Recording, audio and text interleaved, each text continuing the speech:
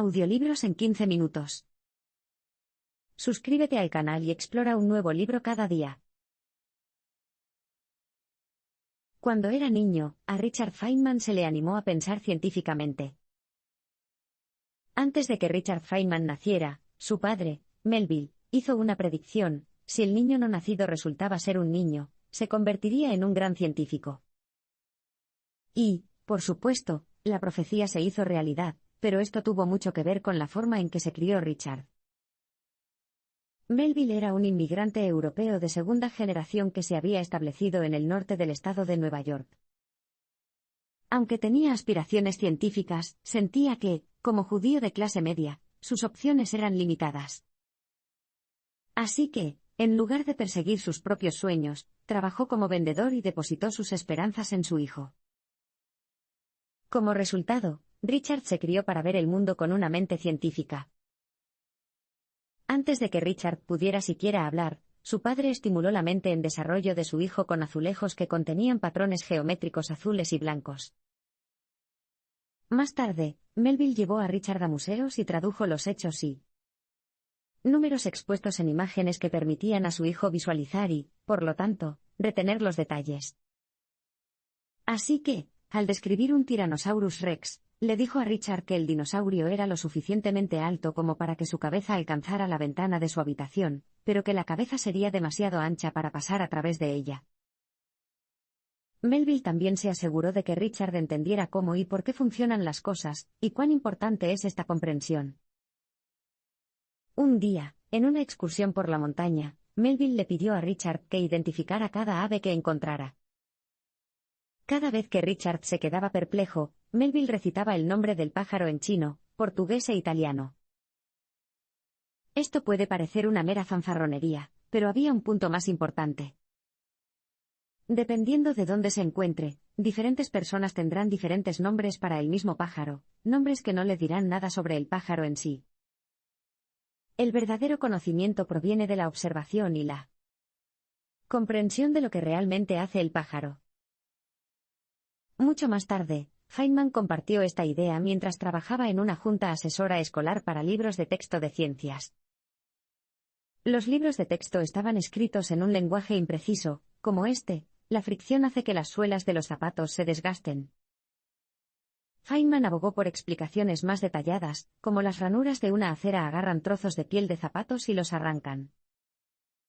Le enfurecía que a los niños se les enseñara información no científica que no incluía cómo suceden realmente las cosas.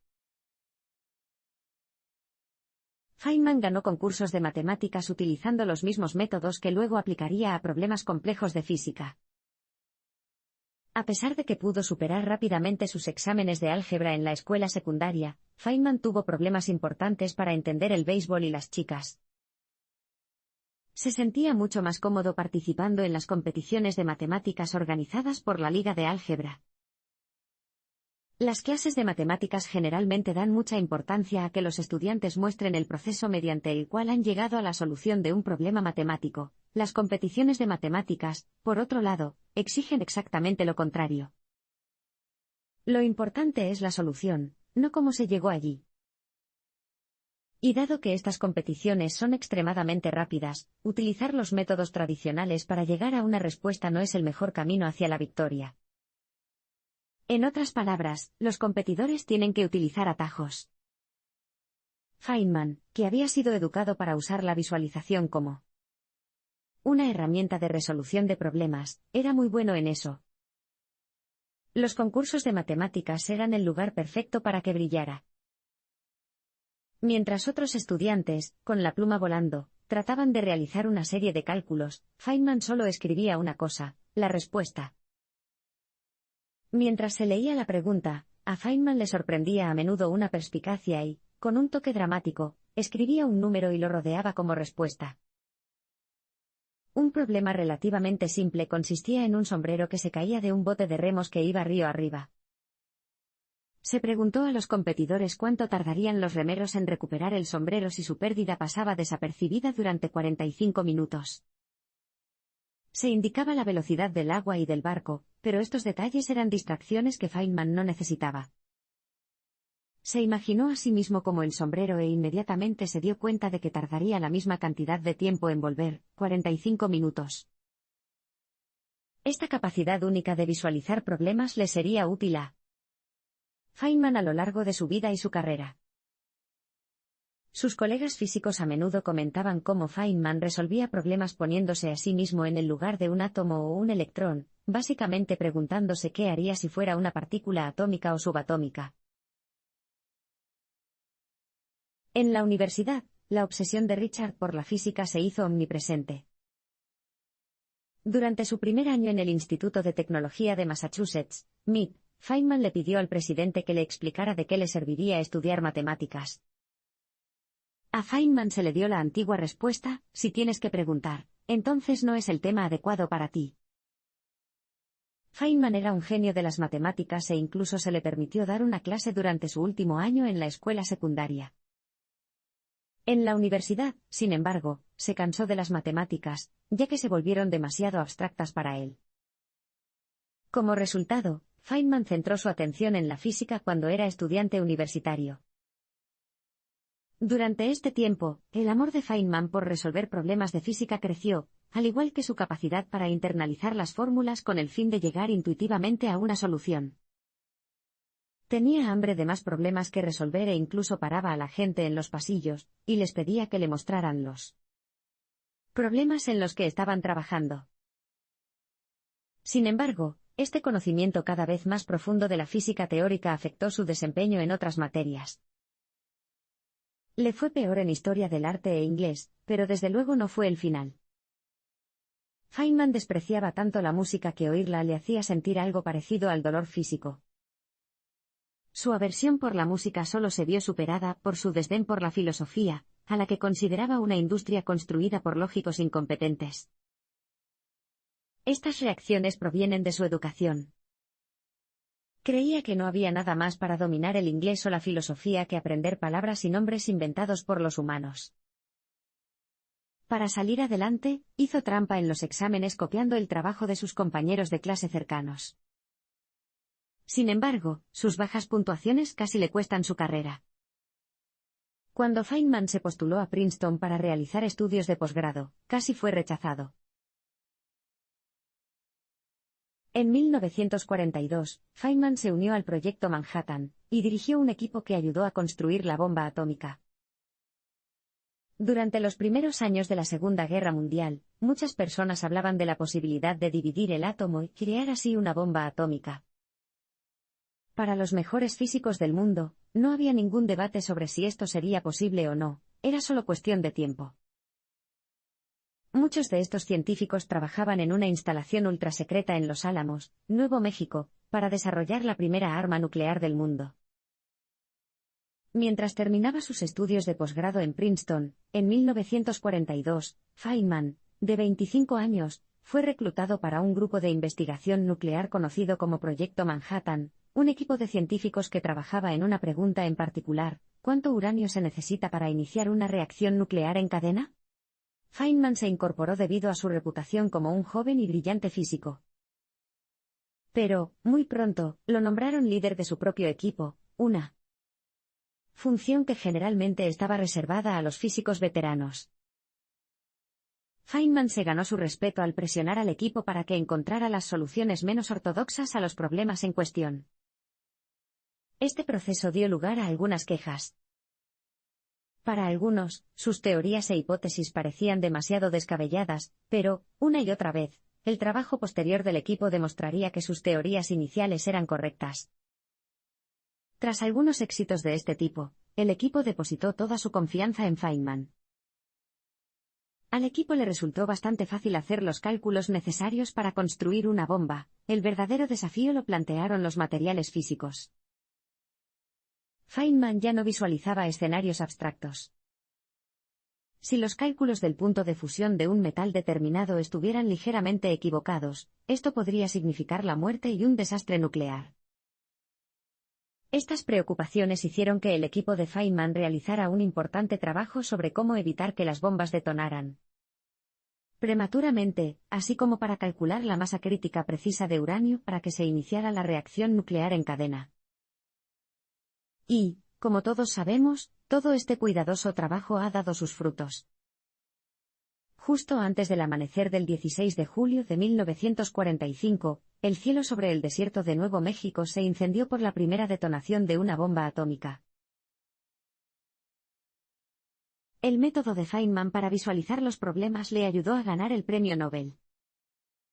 Algunas personas dicen que se necesitan entre 10.000 y 20.000 horas de práctica para dominar un instrumento musical. Después de tanto tiempo y trabajo, la músico tiene una relación intuitiva con su instrumento e improvisar una melodía se convierte en algo natural, prácticamente sin esfuerzo. El genio de Feynman funcionó de manera similar. Las interminables horas que dedicaba a visualizar problemas le permitieron adquirir un magnífico conocimiento del álgebra combinado con un sentido intuitivo de las fuerzas físicas. La comprensión de las matemáticas por parte de Feynman llegó a ser tan completa que le permitió trabajar con total libertad en el campo de la ciencia teórica. Podía traducir sin esfuerzo una interacción física en una fórmula, o viceversa, visualizando un sinfín de objetos que interactúan a través del tiempo y el espacio. Una vez le preguntaron a Feynman si el color desempeñaba un papel en su proceso científico, y dijo que a menudo veía colores como X oscuras o N violetas al componer una fórmula. Admitió que no tenía ni idea de si sus alumnos habían experimentado imágenes similares. En 1947, Feynman facilitó mucho las cosas a los estudiantes de física cuántica cuando presentó sus diagramas de Feynman. En ese momento, Feynman publicó los resultados del trabajo que había estado realizando sobre los campos electromagnéticos y cómo interactúan con las partículas cargadas. Se hizo evidente de inmediato que los diagramas que incluyó en estos hallazgos presentaban una forma ingeniosamente simplificada de entender ecuaciones complejas. Este fue especialmente el caso de la física cuántica, donde sus diagramas evitaron la necesidad de que cada artículo académico incluyera una serie de cálculos dolorosamente complejos. Sin embargo, Feynman tuvo dificultades para explicar sus diagramas cuando se le concedió el Premio Nobel de Física en 1965. Era medianoche en Nueva York cuando se anunciaron los ganadores. Pero, al amanecer, los reporteros estaban en su puerta pidiéndole que explicara su contribución a la ciencia. Hizo lo que pudo, pero aún así todo el mundo se le pasó por alto. Y cuando un periodista le pidió que lo resumiera en un minuto, respondió con una brusca y apropiada respuesta: «Escucha, amigo, si pudiera contarte en un minuto lo que hice, no valdría la pena recibir el premio Nobel». Las pocas clases que impartió Feynman se hicieron legendarias entre estudiantes y profesores. A pesar de que Feynman es reconocido como un maestro brillante, hizo un trabajo impresionante al eludir sus deberes pedagógicos. Pero quienes lograron asistir a una de las pocas clases que impartió dieron testimonio de algo especial. En su último puesto universitario, Feynman pasó 2 años impartiendo el curso de Introducción a la Física en Caltech, proporcionando una experiencia como ninguna otra. Feynman llevó a sus alumnos a un recorrido vertiginoso por el mundo de la física, reimaginando todo el campo desde su propia perspectiva única. Naturalmente, su curso no consistía en aprender los nombres de las cosas. En cambio, se aseguró de que los estudiantes entendieran los conceptos alentándolos a visualizar las fuerzas en acción. A medida que avanzaba el curso, los estudiantes de primer y segundo año se esforzaban por mantenerse al día y algunos lo abandonaron. Pero no está claro si a Feynman le preocupaba perder su público objetivo, ya que los profesores y los estudiantes de posgrado estaban más que ansiosos por llenar los asientos vacíos. Como sus clases eran tan fascinantes, y dado que Feynman nunca escribió ningún libro sobre su obra, muchas personas reconocieron la importancia de transcribir sus conferencias. Estas notas se publicaron finalmente en una serie de pequeños libros rojos titulados Feynman Lectures on Physics. La gente empezó a llamarlos los libros rojos. Muchas universidades intentaron incluir los libros rojos en sus planes de estudio, pero, en general, eran demasiado complejos para los estudiantes principiantes, por lo que los abandonaron. Sin embargo, muchos de los profesores que los leyeron citaron los libros como fundamentales para remodelar sus puntos de vista sobre la física. Esto se debe en gran parte a la insistencia de Feynman en enseñar conocimientos pragmáticos sobre cómo resolver problemas. El énfasis que puso en el proceso de resolución de problemas, en lugar de enseñar el mismo camino hacia la respuesta correcta, es una parte importante del legado de Feynman, y de su contribución a la mecánica cuántica. Y todavía utilizamos las herramientas que dejó para medir cosas como la luz que emite un átomo. También nos dio muchos de los métodos analíticos que utilizan los físicos hoy en día, métodos que determinan la forma en que se hacen los juicios sobre los datos experimentales. Feynman cultivó una reputación como bromista, pero su legado es el de un pensador verdaderamente original. Hay varias razones por las que se recuerda a Feynman. Por extraño que parezca, uno de ellos es cuando toca el bongo. Cuando piensas en genios y sus instrumentos musicales, probablemente no pienses en los bongos. Sin embargo, mientras estaba de año sabático en Brasil, Feynman decidió coger un par de bombos. Aunque odiaba la mayoría de la música moderna, a Feynman le gustaba la batería porque le proporcionaba una forma de improvisar y crear música original. E incluso llegó a ser lo suficientemente bueno como para tocar con una banda local. Feynman también tenía fama de bromista. Le gustaba contar historias fantásticas, muchas de las cuales están recopiladas en los libros. Seguro que está bromeando, señor Feynman.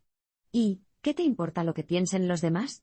Para sorpresa de su editor, ambos libros se convirtieron en superventas. Como todos los buenos narradores de historias, Feynman exageró la verdad aquí y allá, pero lo que más preocupaba a sus colegas era la forma en que los libros restaban importancia a la seriedad de la investigación científica. Sin embargo, es innegable que los libros realmente reflejan una parte importante de su personaje. Otra parte singular del personaje de Feynman era su disposición a ignorar el trabajo de los demás para pensar de forma original. Le preocupaba mucho dejarse influenciar por las ideas de otras personas, temía que interfirieran con su capacidad de innovar. Por lo tanto, hizo todo lo posible por no leer los artículos científicos, especialmente la primera página, que contiene los resultados. Lo único que Feynman quería saber eran las primeras partes de un problema, para poder resolverlo por sí mismo.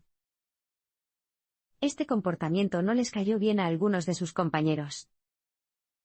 Este deseo de resolver los problemas por sí solo fue visto por algunos como irresponsable. Muchas de las brillantes ideas de Feynman nunca se publicaron, porque no creía que fueran lo suficientemente innovadoras. Otras personas encontraron desalentador este hábito suyo después de enterarse de que podía resolver un problema de la noche a la mañana, cuando a otros les llevó casi media vida. Pero tomar el camino, mucho menos transitado, es exactamente lo que hizo Feynman, y también es lo que enseñó a sus alumnos a hacer. Tal independencia de pensamiento puede no ser un camino seguro hacia el éxito, pero es esencial para una verdadera originalidad y, por lo tanto, una verdadera innovación.